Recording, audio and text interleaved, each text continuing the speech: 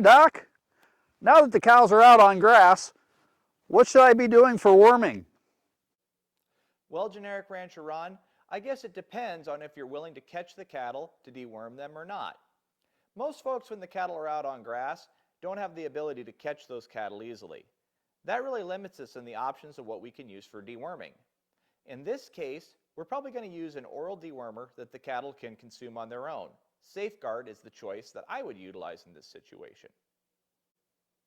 Now, Safeguard can come in the form of a pellet or can come in the form of a block, both of these that can be given to cattle to eat on their own. If you've been feeding them a little bit of a feed while they're out on grass a few days beforehand, that helps to get the cattle to come up and make sure that they're going to consume the entire dose of Safeguard they need to be dewormed. In addition, if you're using the Safeguard blocks, there's some trainer blocks that you can put out there beforehand.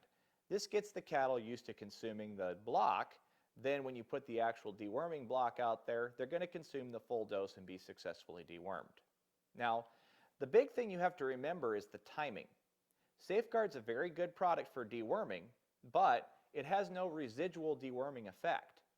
This means that when we're going to give it, we want to give it at such a time when the worms are normally less active, less affecting the animal. And that would be in the heat of the summer when we're talking about deworming on grass.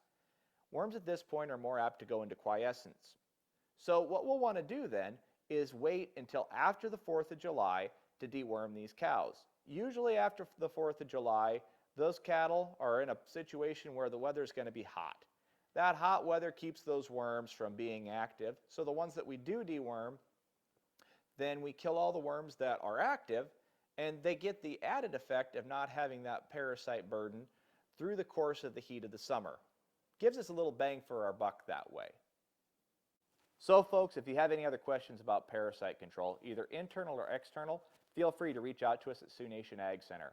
We're here to help you work through those situations so you can have healthy cattle that can feed that bottom line. Now folks, if you really enjoy this content and all the questions we're able to answer that Generic Rancher Ron has been asking us, feel free to like and subscribe. This way you can continue to get these updates directly to your desktop. If you still use one of those, probably your mobile phone is what I'm going to bet.